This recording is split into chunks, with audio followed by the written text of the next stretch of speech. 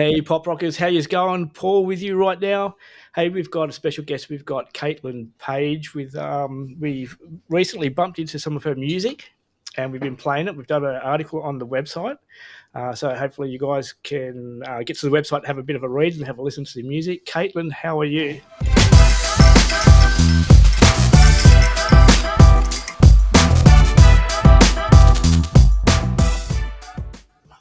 Good. Feeling great to be here. So thank you for that. That's good. Hey, yeah, there you go. Like I explained, there goes the dogs. Can you hear them? Yep. They sound like little pigs, but they're not. They're little bulldogs. So, hey, Kaitlyn, alrighty, your new song, "Don't Hit Me Up." How long's that been out for? It would be out for 3 weeks now, so it's still very fresh. Yep. So, yeah. Oh, cool. All right. Well, what I'd like to do is find out a bit about the process of how you wrote the song. How did you come up with it? What was the inspiration behind the song? So I kind of, at that point in stage, I was just kind of like experimenting to see what artists I was kind of similar to, and I kind of forgot about Anne-Marie. So I was like, you know what, like I absolutely love her song Friends, 2002, great inspiration tracks there. So I ended up going onto some like YouTube tracks and being like Anne-Marie type beat, and I came across this one that I really found like I liked the style of, and started just humming and creating some cool melodies that I found, and suddenly just Don't Hit Me Up kind of came up when I was singing the chorus, and just kind of I was like, oh, that's such a cool concept, and I decided I wanted to play on that, and just Don't Hit Me Up came about of, just don't hit me up at 2 a.m. when I know you don't really want me kind of thing. So it's a very empowering, very sassy kind of song, which I think just describes me as an artist as well. Well, at 2 a.m. you want to be sleeping. Yeah, exactly. That's the goal. Yeah. When you get to a certain age, 2 a.m. you want to be asleep. So, hey, now I was listening to the song, and I don't like to compare artists, but I always seem to compare artists. But have you heard the Beyonce song that she put out just recently? Yes. Between your song and that song, there's a bit of vocals are pretty matching in that. They're pretty similar. I prefer your song to Beyonce, but well, yeah. So when you said about the Hailey Steinfeld and the rest of it, and Anne-Marie and whatever, but yeah, if you listen carefully, well, you don't even have to listen carefully. You can actually, if you play the two songs side by side, you can hear it. So, all right. So you're from Adelaide. Yes. Whereabouts in Adelaide are you from? If you don't mind. So I'm close by the city. So yeah, pretty much just in the heart of it. Close to everything, the beaches, city.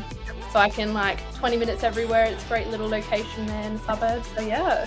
Sweet. Do you hang out at Glenelg Beach? Yes, I actually work down there as well. So quite a common, spot for me. Beautiful place down there. You're at uni in Adelaide, studying music. Yes. Yep.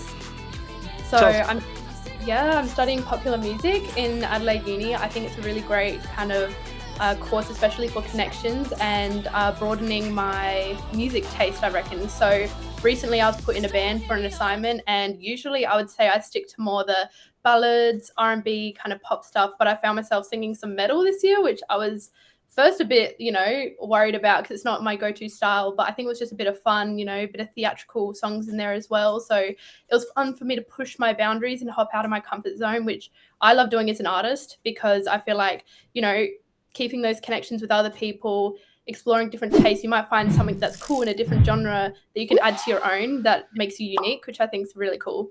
Yep. So how long's is it a degree? Yeah, so it's a 3-year degree. I'm currently going into my second year this year, so I'm very excited for that. Oh, good luck. Hopefully it goes really well for you. Thank you. Now, with the songwriting, you wrote your first song when you were 13. Yes. Yeah. How'd that go? Well, funny enough, and I know you mentioned this in the article as well, I never really wanted to get into songwriting. So I was very big on production. So I went on to GarageBand during school, could never be bothered to learn about all the history and stuff. I was just playing on GarageBand, creating different loops, seeing what I could make. And from that, my mum was saw me kind of picking it up. She's like, oh, you're not too bad. Maybe we should get you to lessons. I went for some lessons at the Studio and Star Factory in Adelaide. And then my teacher's like, oh, let's get you writing songs. And I was like, I don't know. I kind of just want to, produce and everything. And then I ended up writing about like a situation I was going on in school at the moment, and I was kind of like, oh, this is kind of fun. Like I get to write my own kind of stories, but put it to music, and I love storytelling, love my music, so it's like the perfect combination for me. Oh, it's good. It's really good when you can combine things and make things your own and really enjoy what you're doing. Now, one of the things that I've spoken to through other artists is the how do you how do you prepare yourself for writing a song? Do you have any rituals you go through, or you just sit down and they come out? Or I think honestly it depends on the song. So sometimes I might be just doing something and a cool concept will come up and I'm like, oh, I could really write about that. Or even I always get my ideas, especially when I'm talking to other artists or just talking to my friends, and I don't know, something might be going on or some conversation comes up and they're like, hey, that'd be a really cool concept for like a song. So I've got a little note page in my phone that every time that comes up, I always jot it down. And when it comes to songwriting for me, when writing about an experience or just anything, even if I'm making up the story, I like having a storyline. So in my notes or on my Word document, I'll write, all right, this is kind of the concept I want. In verse 2, or verse 1, sorry, I'll write a bunch of dot points, what I want to explain in the story, where I want it to go, chorus, the main message. And I'll put it all in dot points first, because then after I look at it, I can be like, cool, I've got a really great structure there. I know exactly where I want to go with the song. Because the amount of times I've gone to write a song and then gotten to verse 2 being like, oh, I've written everything I want in verse 1. And I know so many artists struggle with that. So having a little like vision board by saying what I want in each little section helps me just like write it all easier. Yep. What about putting it to music? What's your process of music? So I am very, production based. So I usually start with my production, whether I'm producing it myself. If I have an YouTube inspired track, I might do that, then bring it to one of my like producers later, be like, this is kind of a vibe I want. And then we'll completely mess around with different things and change it completely. So obviously it's not like the YouTube, but Yep. yeah, so I love starting. I'm not really a start with chords type of person, because I find I always write ballads when I'm doing it from piano chords, and I'm more of a pop artist myself. So whether it's just, hopping on Pro Tools or Logic, just creating Yep. a small little beat and just creating melodies from there. All right. Yep. So do you get out performing? Yeah, so I mean, I'm definitely starting to get more performing this year and starting my busking and everything. Yep. I usually do like a few different showcases for uni or from my studio, and I absolutely love performing. I recently went to Los Angeles actually in July and did a bunch of performances over there, which I absolutely love. I came from a dance background, so I was performing all the time, and now that I'm in music, I just love that connection between the audience. Yeah. Whereabouts in the States did you go? Where, like, more particular? Yeah. So in Los Angeles, I went more the West Hollywood kind of side, the Hollywood Hills. So I was more in that area, which is absolutely unreal. Yep. Did you get to rub shoulders with anyone in particular? Did you do any? Oh, I mean, there were a few different people I'd see here and there, but some people I met was like Wiz Khalifa and Justin Bieber's producer. So he was absolutely amazing, made contact with him. Absolutely incredible guy. I've met a lot of people that have been songwriting. Someone that part of The Greatest Showman, she wrote Never Enough on that track, and they were just incredible people. People have written for Shawn Mendes, like so much inspiration that I met during this camp. And it was just unreal seeing like, my idols who I love being, I looking at for inspiration, being there and having a conversation with them. It's good because they don't mind having a talk and show you.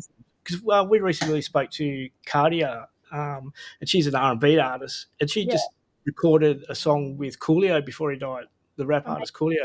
Wow. So, and she was saying it was amazing how those artists are quite freely in teaching and spreading the art and the craft. Yeah. Okay.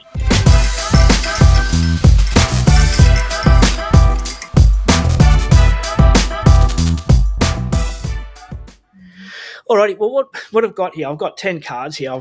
You were talking a second ago. I've got 10 cards out. They're completely random. I have no idea what they. Well, I know what they might be, but I don't know what these 10 are. So we're going to ask you 10 questions so we can get to know Kaitlyn a bit more.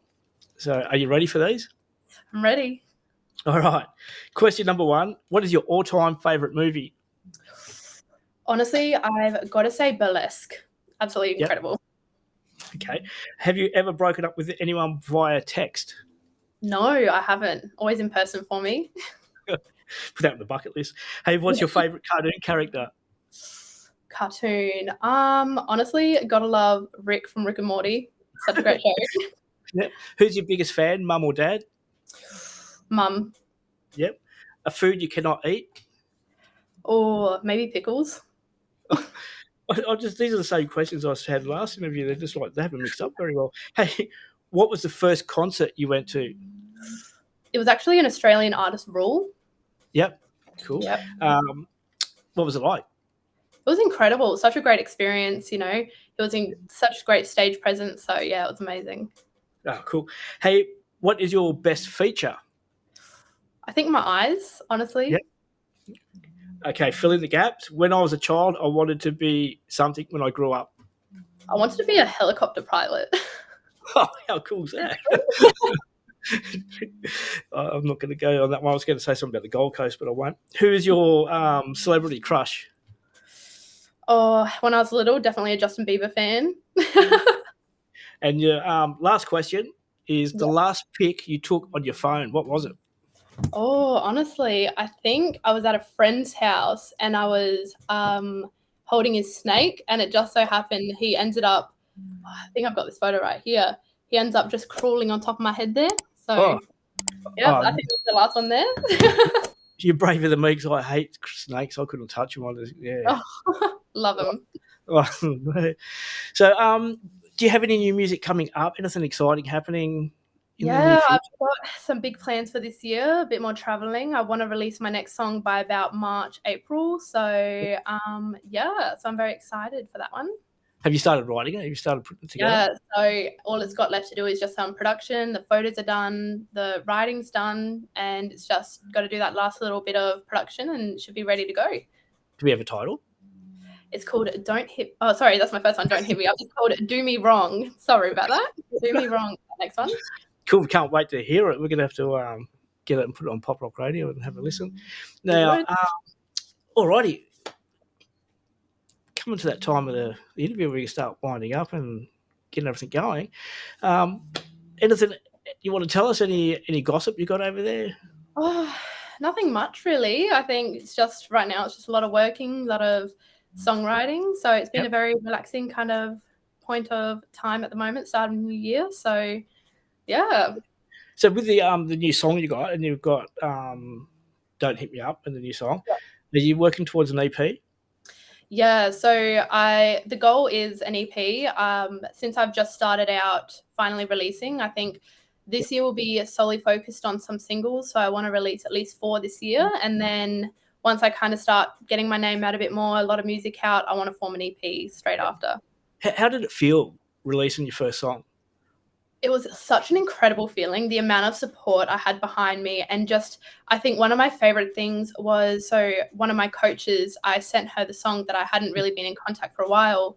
And she sent me back a reaction video, and just watching the reaction she had was just, honestly reminds me why I love doing what I do, seeing that people get excited just listening to it. And I just think that is why I love doing music. I just love doing it for the people rather than myself. So, yeah. I had another question right on the tip of my tongue.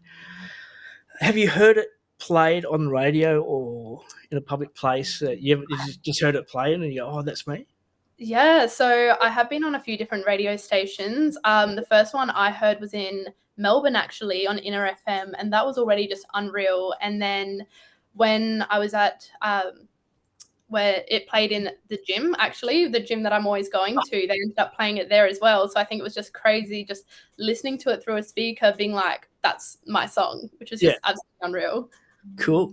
Hey, and the last question, if you could go back to a younger you and give yourself some advice, what would it be?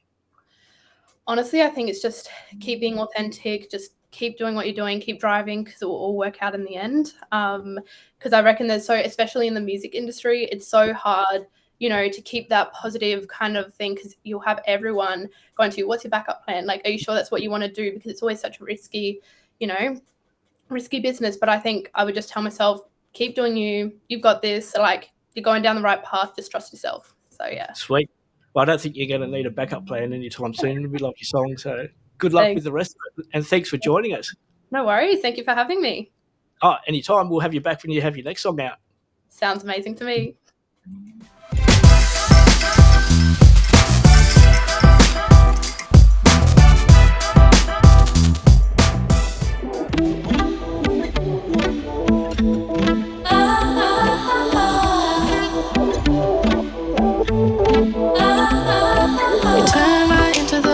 words you said you'd never be. Spitting out lies like it's not you, it's me. Now the worst emotion you're showing is jealousy. Sounding like a broken record stuck on repeat. Now it's 2 a.m. and my phone is blowing up. Don't want your drunk hit text, yeah, I've had enough. Cause it's 2 a.m. and my phone's still blowing up. Not gonna do this again, yeah, I've had enough. Don't hit me up in the middle of the night unless you know you want me for sure. Don't talk about love, you can get it off your mind. I'm sick of you, just move along. Don't hit me up in the middle of the night unless you know you want me for sure. Don't talk about love, just don't hit me up. I'm glad you broke it off cause it showed I could do better. Couldn't see what you had to lose, and that was your error. But from all of this, there's one thing you remember. Could have had